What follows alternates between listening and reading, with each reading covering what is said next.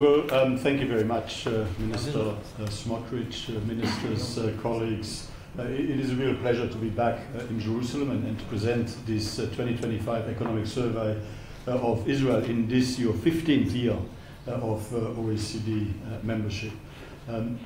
This year's survey shows really what the Minister also just commented on, and that is Israel's remarkable resilience when it comes to your economy as well as your society in the wake of what were absolutely horrific terrorist attacks on October 7, and of course all the interconnected conflicts across the broader region since that time.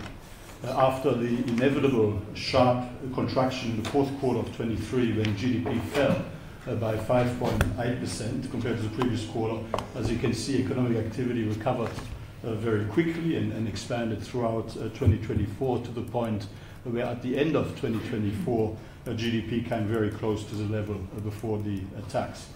As you can see, the absolutely remarkable progress achieved over the last 20 years in reducing unemployment has also continued. I mean, if anything, your unemployment rate is so low that, as I'm sure you are only too painfully aware, you're facing some real challenges when it comes to labor shortages, in particular in areas like the construction sector. So at 2.7% at the end of last year, Israel has one of the lowest unemployment rates among OECD countries and well below the OECD average of 4.9%.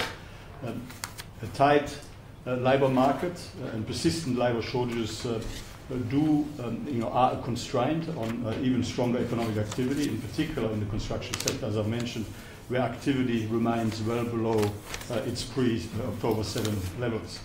So one of the key recommendations that we put to your government is that you should persist with tackling labor shortages through efforts to boost workforce participation by underrepresented groups in the population, and also as required through programs to attract more foreign workers to accelerate residential construction. Attracting foreign workers to accelerate residential construction is also particularly important to keep a downward pressure on housing prices against the backdrop of Israel's relatively strong population growth.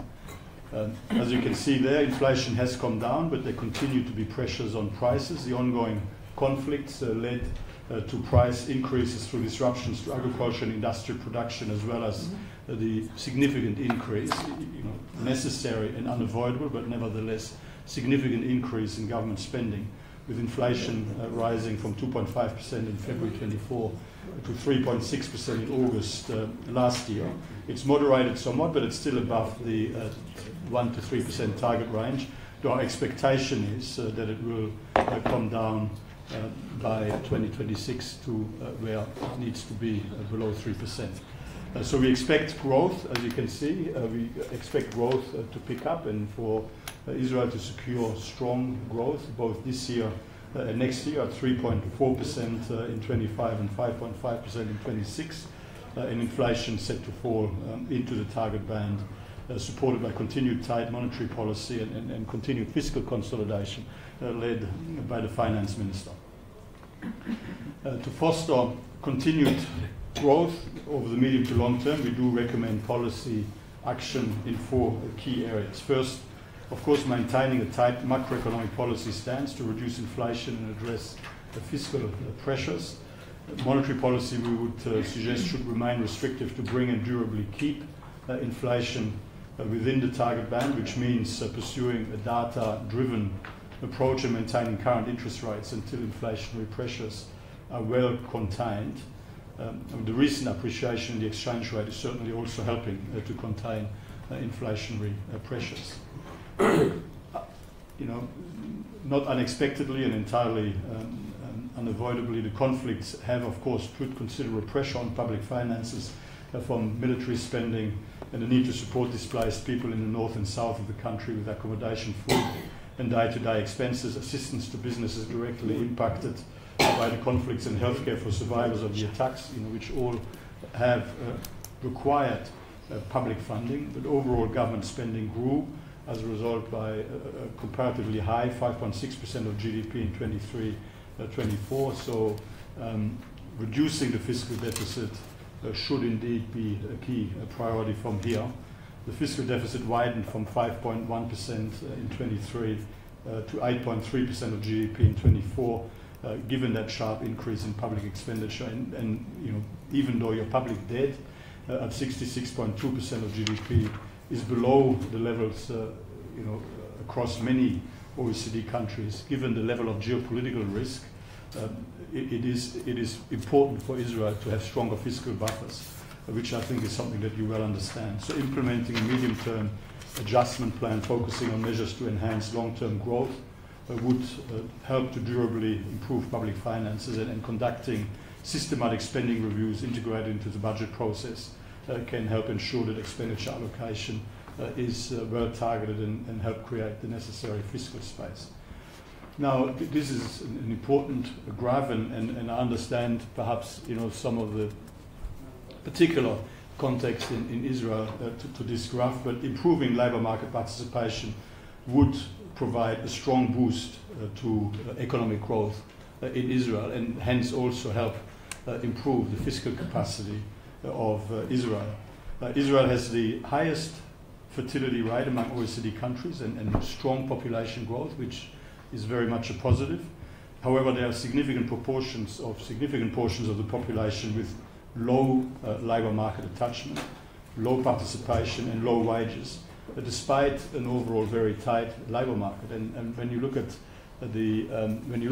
the participation rate for Israel overall, you can see that the participation rate for women is above the OECD average, and the participation rate for men overall is broadly in line with the OECD average. But then you can see Haredi men very low, and Israeli Arab women also very, very low. And these are parts of the population that are growing quite strongly. And so these are the numbers of 2023? These are numbers of 2023, yeah. Most recent numbers that we can draw that are verified. It's based on, and these are based on Israel's numbers supplied to us. But it's something that we have raised in previous reports. It is a structural issue. And in the context of very tight labour market and population growth in those segments that are underrepresented in the labour market, it is an issue that will become more and more challenging for the economy moving forward. So we would suggest that a comprehensive approach to improving access to the labour market should include reviewing some of the subsidies that discourage labour market participation and provide high-quality education across all population groups, including conditioning school funding on teaching the full core curriculum, ensuring adequate funding per pupil, taking into account schools' socio-economic characteristics and particular needs. When you have a very high-performing high-tech sector and there is real skills demand, I think that there's a lot more that you can do with your human capital across the country if you get that policy setting right. Second area, now moving right into capitalizing on an already strong artificial intelligence industry, would help strengthen growth. Israel is very well positioned in the global AI market, ranking 9th in the world in terms of overall investment, innovation and adoption of AI in a recent benchmarking exercise. You have a world-class, super impressive high-tech sector, which is very dynamic with strong investment and robust startup creation. And it's a sector that employs 12% of the workforce, produces a staggering 20% of GDP, accounted for 40% of GDP growth in the 5 years to 23, and is from the people and the businesses working in the high-tech sector, they provide more than a third of your tax revenue. So that it's a hugely important sector. And these are very, very impressive numbers, and partly as a result of the flexible approach to regulation, which we would suggest should be maintained to continue fostering AI dynamism. However, and here's the flip side, when you look at the diffusion of AI technology across the economy as a whole, Israel is surprisingly low down the rankings. The economy would certainly benefit from more widespread diffusion of AI across sectors, especially across the non-high-tech sector. When you look at the numbers there, in Israel only a comparatively low 4% of all firms adopted AI technology compared to 8% in the OECD on average. This is for you. I have a lot to say about it, but Okay. So You'll get your chance. this is meant to be positive and constructive and helpful, of course. So, opportunities for further I improvements. totally agree. Yeah. So addressing gaps in the education and lifelong learning systems, we would suggest could promote digital skills among the workforce and foster greater AI uptake across the economy as a whole. And certainly the deployment of AI across firms would also benefit from further efforts to promote access to public data and facilitate trustworthy sharing of private data. And I know that privacy is a particularly sensitive issue in Israel, but something that perhaps warrants some further reflection. The third area focuses on addressing the high cost of living, improving the competitive environment in Israel would help lower high price level, which are a major policy concern and a major concern, in terms of the public opinion across Israel. While overall living standards have improved substantially over the past 2 decades, with strongly growing GDP per capita, increasing employment rates, Israel's comparative price level is among the highest in the OECD, as you can see there. Lower income households are particularly affected by the high cost of living, as they spend almost their entire income on essential goods and services. What are the reasons you think that Israel is there? We're going to get to that. Next, we're going to get to that. Great So strengthening competition, we would suggest, is a key step to lower elevated price levels.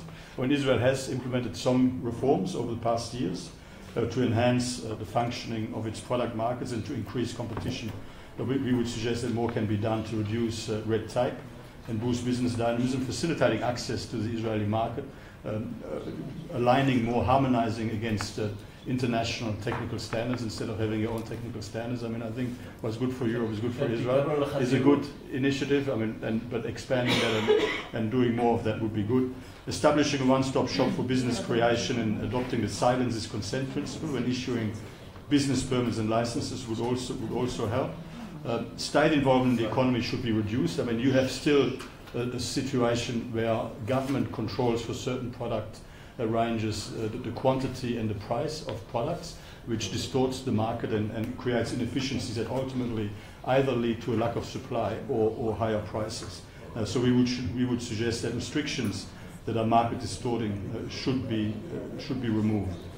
Lowering trade restrictions would, I mean, if you look at where Israel sits there, I mean, there's opportunity certainly to reduce the cost of imports.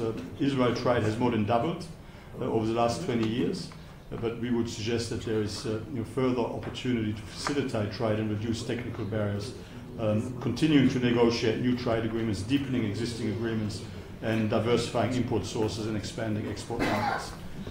Lowering trade restrictions on agricultural imports in particular, including by cutting tariffs on vegetables, fruit and dairy, will further increase competition and stimulate innovation. And I know that, again, that the politics of some of that can be a bit challenging, but if you want to have lower prices, then that is something that you will need to consider. Housing supply. I mean, I think I'm telling you something that you all know. I mean, you need increased supply of housing to lower the elevated housing costs, and you've got strong demand, you've got low interest rates, high household savings, but limited land availability, and all of that has driven rapid house price growth over the past decade. Housing is the largest expenditure item for Israeli households, consuming on average 24% of their disposable income. Streamlining some of the restrictive planning regulations, simplifying and streamlining planning regulations, boosting urban renewal projects, improving transport infrastructure, as well as public transport to urban centres would really be very helpful in boosting housing supply. Moreover, removing property tax differences between commercial and residential properties would incentivise housing construction, since the current property tax system favours commercial property development rather than residential projects. So there are different levers in the tax and regulatory space that you might want to consider using. The fourth area that we touched on is in relation to the climate transition. Reaching the government's emissions reduction targets by 2050 will require some significant additional efforts. With current policies in place, even the 2030 targets are unlikely to be met. I know that right now you've got other more pressing priorities, but decarbonizing the production of electricity, Israel's main source of greenhouse gas emissions, will be a key area of focus when it comes to reducing overall emissions. Carbon taxes, especially on natural gas, will be an important part of that. The newly introduced carbon tax certainly provides Israel with an effective instrument to lower emissions. The legislative trajectory for the right on natural gas, the main source of electricity, is, however, very low by international standards, so there is opportunity there to do more. Making buildings more energy efficient would also help contain electricity usage. Ensuring that property buyers and new renters receive an energy performance certificate would enhance incentives to invest in energy efficiency improvements. Currently, only purchasers of new buildings are entitled to receive that certificate. So in closing, before opening it up for discussion, again, I mean, Israel is incredibly impressive the way you have been so resilient in the face of great tragedy and significant external shocks. So this survey just highlights some areas for further improving what is already a very impressive story. And so we, of course, very much look forward to partner with you in that effort moving forward. And thank you for the opportunity to present to you. And I'm looking forward to the conversation. And any difficult questions, I've got some colleagues there sitting at the back who might be able to help. In fact, I don't know why they're sitting at the back.